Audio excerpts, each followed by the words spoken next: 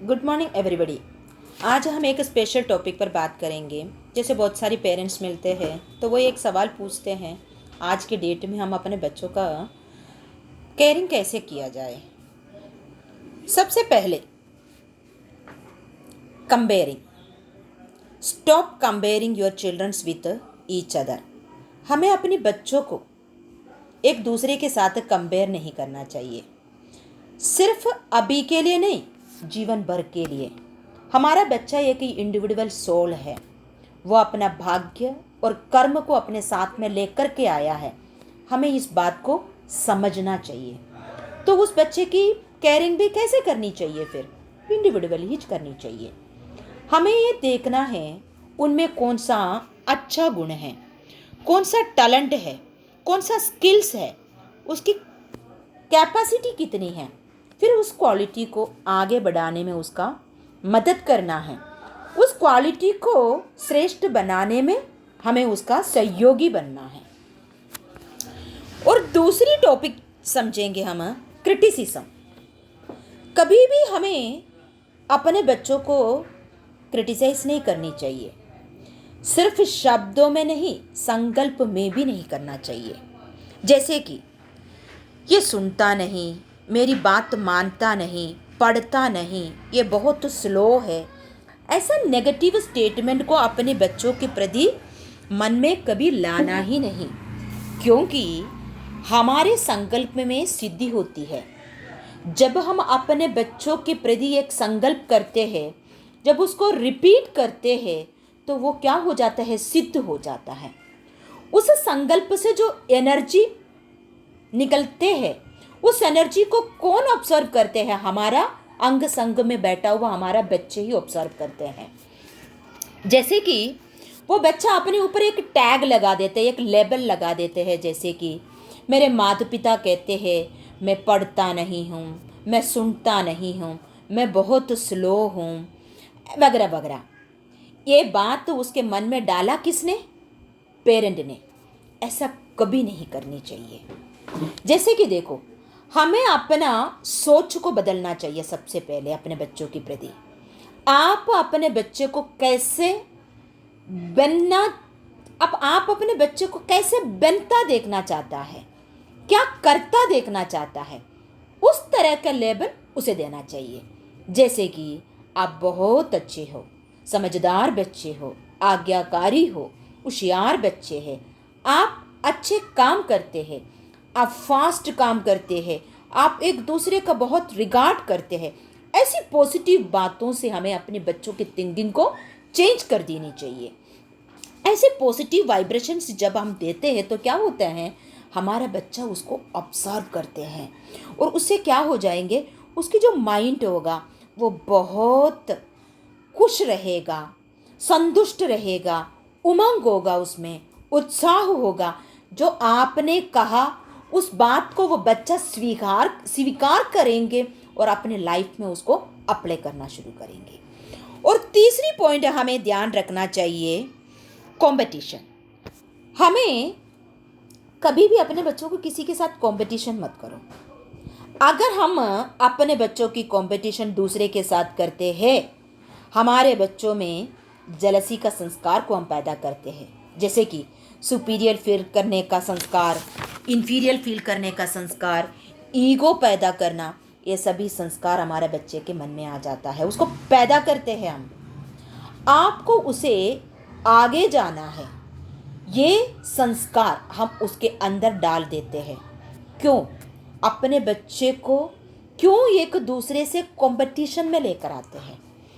उसके रिटर्न में क्या हो जाता है, जिसके साथ कंपटीशन करता है, कभी उसके साथ अगर हमारा बच्चा थोड़ा पीछे चला गया, थोड़ा फेल हो गया, तो क्या करेंगे वो बच्चा?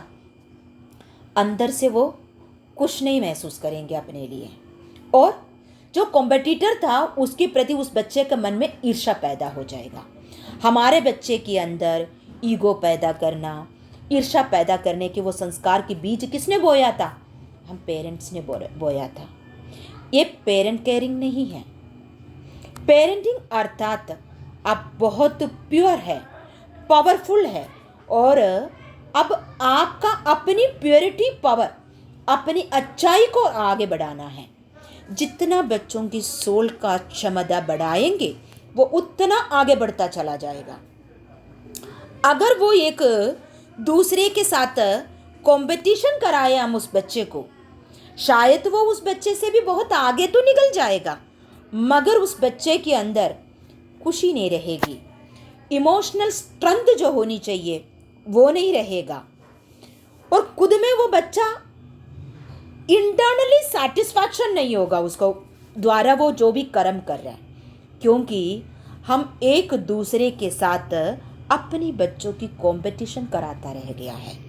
इसलिए ऐसा कभी नहीं करना है। फोर्थ पॉइंट हम समझेंगे कंट्रोल। हमें अपने बच्चों पर कंट्रोलिंग करना है, मगर एक लिमिट में। जैसे कि डिसिप्लिन करना है, मगर लव एंड लॉ के आधार पर करना है। उसको उसकी बेनिफिट के लिए क्या है वो समझा करके डिसिप्लिन को हमें उसे सिखाना है, क्योंकि उसकी स्वमान को कभी भी हमें ठेस नहीं पहुंचाना है। अगर बच्चों की स्वमान में ठेस पहुंचा तो बच्चा आप जो सोच रहे उस अनुसार कर्म नहीं करेंगे। हमें हमेशा हमारे बच्चों की बातों को एक्सेप्ट करना सीखना चाहिए, रिजेक्ट नहीं करना। जैसे कि एक एग्जाम्पल बताते हैं, हम अपने बच्चों को बार बार उसकी बातों पर रिजेक्ट कर देता है, एक्सेप्ट नहीं करता, उसकी नतीजा क्या होता है समझो। जैसे कि हमारा बच्चा स्कूल जाता है, रोज वो स्कूल जाता है, जब स्कूल से वापस आता है तो हमारे साथ वो बातचीत करते हैं, अपने स्कूल में जो कुछ भी हुआ अपनी बातों को हम पेरेंट्स के साथ शेयर करते हैं, और हम उसकी बात को बड़े प्यार से सुनते हैं। और एक दिन क्या हो जाता है, स्कूल में अपने दोस्तों के साथ बच्चा बातचीत चल रहे थे, खेल कूद कर रहे थे, बीच में किसी बच्चे ने बोला चलो आज हम बाहर चलते हैं, आज हम थोड़ा सा घूम के आते हैं, आज हम एक मूवी देख के आते हैं। बच्चे ने अपनी क्लास बंक करा और बाहर गया, घूमा, खेला, मस्ती करा, मूवी देखा, वो घर आया। देखो हमारे बच्चों के अंदर एक इनोसेंसी होता है, उसको कोई बात को छुपाना नहीं आता, और उसने आकर के वो सारी बात आपको बता दिया, और आपने क्या किया, तुरंत रिएक्शन, बच्चे की बात को एक्सेप्ट नहीं करा, रिजेक्ट कर दिया, और हमने उसको डांटा। हम आपको स्कूल भेजते हैं पढ़ने के लिए, और आप एक ही क्लास बंक करके बाहर घूम के आ रहे हो। हमने उसको बहुत डांटा, हमने उस बात को रिजेक्ट करा बच्चे का। बच्चा अंदर से मायूस हो गया, कुछ बोला नहीं आपको। नेक्स्ट डे वो स्कूल पहुंचते हैं। स्कूल पहुंचने के बाद वो अपने दोस्त के साथ ये बात को बताते हैं। उसकी दोस्त ये सेम बात को एक्सेप्ट कर लेता है जिस बात को हमने रिजेक्ट किया था, और उसके कुछ दिन बाद फिर हमारा बच्चा कुछ ऐसा ही कोई और एक काम कर लेता है। उसके बाद वो आकर के फिर देखो हम पेरेंट्स के साथ शेयर कर लेते हैं, बता देते हैं मम्मी आज मैंने ये किया, पापा मेरे से आज ये किया, हमने बच्चों के साथ ये किया। आप दोनों ने उसको बहुत डांटा, हो सकता है आपने एक थप्पड़ भी लगाया अपने बच्चे को, मगर नहीं, आपने उस बच्चे की बात को रिजेक्ट करा। फिर नेक्स्ट डे वो स्कूल जाते हैं, अपने दोस्त के साथ शेयर करते हैं, सेम पॉइंट को वो बच्चा इसको एक्सेप्ट कर लेते हैं, और उसके नतीजा क्या हो जाता है, वो बच्चा अपनी पर्सनल बात को, अपनी जो फीलिंग्स को शेयर करने के लिए उस दोस्त के साथ ही एक कंफर्टेबल जोन महसूस करना शुरू कर देता है, और हम पेरेंट्स के साथ वो बात शेयर करना छोड़ देते हैं, और हम सोचते हैं हमारा बच्चा अब ठीक है, वो कोई गलत काम नहीं करता है, मगर नहीं, हमारा बच्चा ठीक ज़रूर है मगर वो गलत सारा काम कर रहा होता है, अंदर इतना ही है वो आपके साथ शेयर नहीं कर रहा है। क्यों? क्योंकि हमने अपने बच्चे के साथ जो कम्युनिकेशन की एक गैप इतना बना दिया, हमारा बच्चा फियर फ्री होकर के अपनी बात को हमारे साथ आज की डेट में शेयर नहीं कर पा रहा है। उसकी कारण कौन बनाता? हमने ही अपने बच्चे के साथ ऐसा होने का निमित्त बनाता। तो यानी कि इसके ज़रिए से हमें ये सीख मिलता है, कभी भी हमें अपनी इच्छाओं को, अपनी सोच को अपने बच्चों के ऊपर थोपने की कोशिश नहीं करना। हमेशा अपने बच्चे की बात को सुनो, एक्सेप्ट करो, कभी रिजेक्ट ना करे। और हमारा बच्चा भले वो बात जो बता रहे वो रॉन्ग है, आप अभी उसको स्वीकार नहीं कर पा रहा है, लेकिन आपको स्वीकार करना ही होगा। और उसके बाद कुछ समय के बाद, या उस दिन किसी समय आपको टिक टाक मिल जाए, या नेक्स्ट डे जब टिक टाक मूड होंगे, टिक टाक कुछ ऐसी चीज़ को आप सोचो, ऐसा एक एनवायरनमेंट क्रिएट करो ताकि हमारे बच्चे को हम किसी एग्जाम्पल के तौर पर उस चीज़ को समझा सके।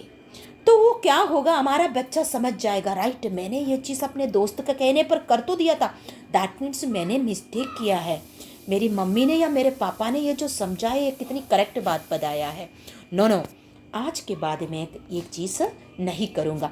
वो अपने अंदर इसका प्रण ले लेता है।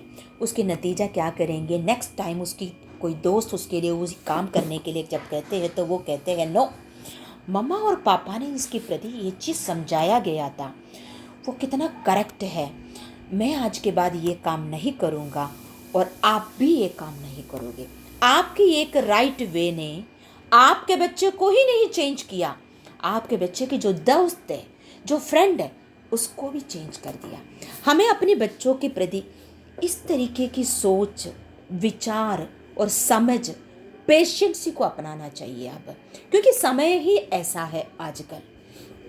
जैसे कि ऐसे ऐसे कुछ छोटी छोटी बातों को अगर पेरेंट द्वारा रखेगा तो पेरेंट अपने ध्यान में रखेंगे और उसको अपने बच्चों के साथ कन्वर्सेशन में, केयरिंग में, बिहेवियर में अप्लाई किया जाएगा, तो हमारा बच्चा एक अच्छा स्वभाव और संस्कारशील बच्चा बनकर के उभर कर आएगा।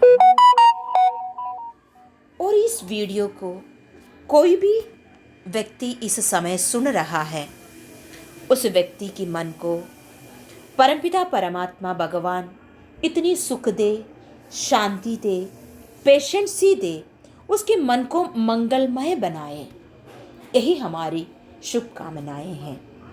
थैंक यू, धन्यवाद।